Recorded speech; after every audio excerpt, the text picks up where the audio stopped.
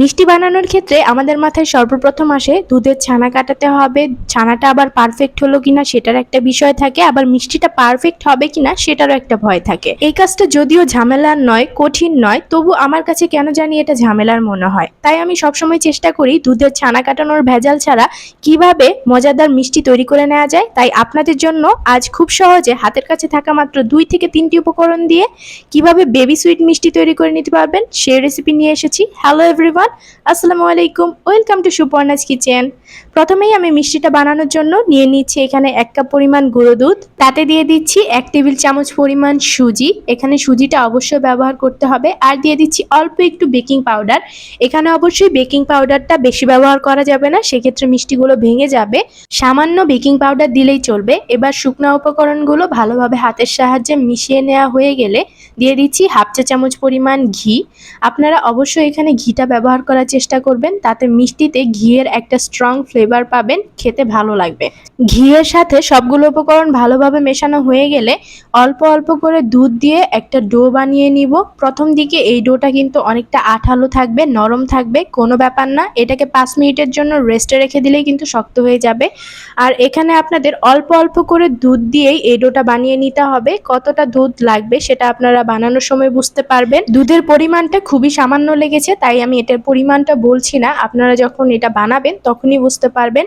দেখুন, এটা অনেকটা স্টিকি হয়ে গেছে, হাতের সাথে লেগে যাচ্ছে, আঠালো টাইপ। 5 মিনিটের জন্য এটাকে রেস্টে রেখে দেবার পর এটা কিন্তু অনেকটা শক্ত হয়ে গেছে। এবার একটা চামচ নিয়ে নিয়েছি, তাতে ঘি মাখিয়ে নিয়েছি।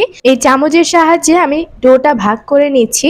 এই কাজটা আপনারা স্কিপ করতে পারেন। এই কাজটা করার কারণ হলো, এর কারণে সবগুলো মিষ্টি কিন্তু একই সাইজের হবে। যেহেতু আমি চামচের মাপ করে সবগুলো কেটে নিচ্ছি, সেক্ষেত্রে সবগুলো মিষ্টি একই রকম হবে, কোনোটা বড় ছোট হবে না। সবগুলো মিষ্টি যদি একই মাপের হয় তাহলে কিন্তু মিষ্টিগুলো দেখতে অনেক ভালো লাগবে। আর যদি একটা বড় একটা ছোট হয় তাহলে কিন্তু এগুলো দেখতে ভালো লাগবে না। আমি আমার কাজের সুবিধার জন্য এই কাজটা করে নিচ্ছি, আপনারা চাইলে এই কাজটা বাদও দিতে পারেন। সবগুলো ভাগ করে নেওয়া হয়ে গেলে এবার হাতে একটু ঘি মাখিয়ে নিচ্ছি। এবার এটাকে মিষ্টির শেপ দিয়ে নিচ্ছি। মিষ্টিগুলো কিন্তু অনেকটা মসৃণ ভাবে বানাতে হবে, বাইরে কোনো ফাটল থাকলে চলবে না। দেখতেই পাচ্ছেন, এভাবেই আমি সবগুলো মিষ্টি বানিয়ে নিয়েছি এবং সবগুলো কিন্তু একই সাইজের হয়েছে। এবার এটাকে একটা সাইডে রেখে চলে যাচ্ছি শিরা বানানোর জন্য। শিরা বানানোর জন্য এখানে আমি নিয়েছি 1 কাপ পরিমাণ চিনি এবং 1 কাপ পরিমাণ পানি। এখানে আমার একটা মিস্টেক হয়ে গিয়েছে, সেটা হলো আমার শিরাটা অনেক বেশি ঘন হয়ে গিয়েছিল। আমি আপনাদের সাজেস্ট করব, যদি আপনারা 1 কাপ গুঁড়া দুধ দিয়ে মিষ্টিটা বানান, সেক্ষেত্রে 1/2 কাপ চিনি এবং তার সাথে 1 কাপ পানি দিয়ে শিরা করলে সেটাই যথেষ্ট।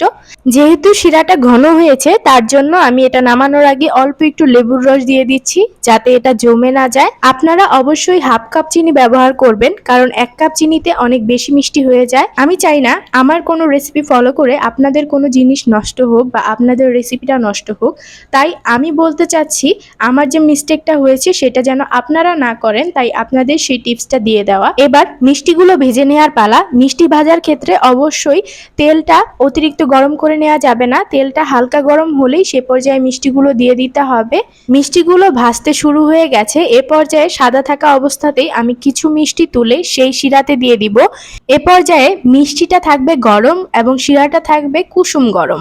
এই তো হয়ে গেল আমাদের সাদা মিষ্টি। আরো কিছুক্ষণ মিষ্টি ভেজে নেওয়ার পর যখন এরকম সুন্দর ব্রাউন কালার চলে আসবে, তখন এগুলোকেও উঠিয়ে সেই শিরাতে দিয়ে দিব।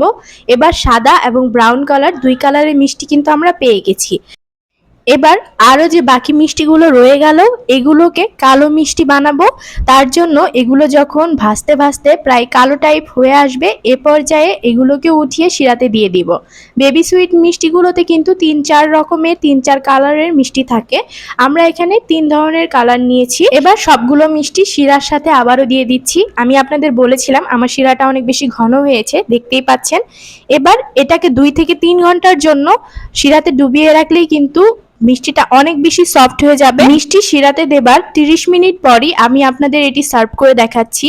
আমি এটা দেখাতে চাচ্ছি যে দেখুন, মাত্র 30 মিনিট পরও এটার ভিতর ঠিক কতটা রস ঢুকেছে, কতটা শিরা ঢুকেছে। আর যদি এটাকে আপনারা 2 থেকে 3 ঘন্টার জন্য ভিজিয়ে রাখতে পারেন শিরাতে, তাহলে কিন্তু এটা আরো অনেকটা শিরা সোপ করে নিবে এবং আরো অনেক বেশি রসালো হয়ে যাবে। মিষ্টিগুলো কিন্তু অসাধারণ মজার হয়েছিল। আমি আপনাদের মিষ্টিগুলো উঠিয়ে দেখাচ্ছি এবং মিষ্টিটা ভেঙে দেখাচ্ছি এটা ঠিক কতটা রসালো হয়েছে। মাত্র 30 মিনিট পরই দেখুন মিষ্টিটা ঠিক কতটা সফট হয়েছে এবং ভেতরটাও আমি দেখিয়ে দিচ্ছি।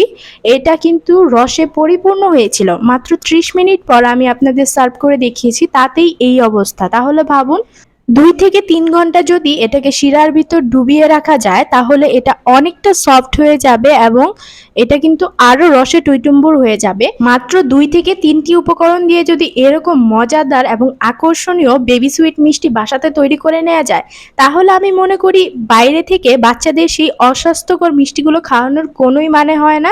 আশা করছি আপনাদের কাছে ভিডিওটি ভালো লেগেছে। রেসিপিটি ভালো লাগলে অবশ্যই লাইক, শেয়ার, কমেন্ট করে দিবেন এবং চ্যানেলটি সাবস্ক্রাইব করে পাশে থাকা বেল আইকনটি ক্লিক করে দিবেন এরকম মজার মজার রেসিপি পাওয়ার জন্য। ততক্ষণ ভালো থাকুন। আল্লাহ হাফেজ।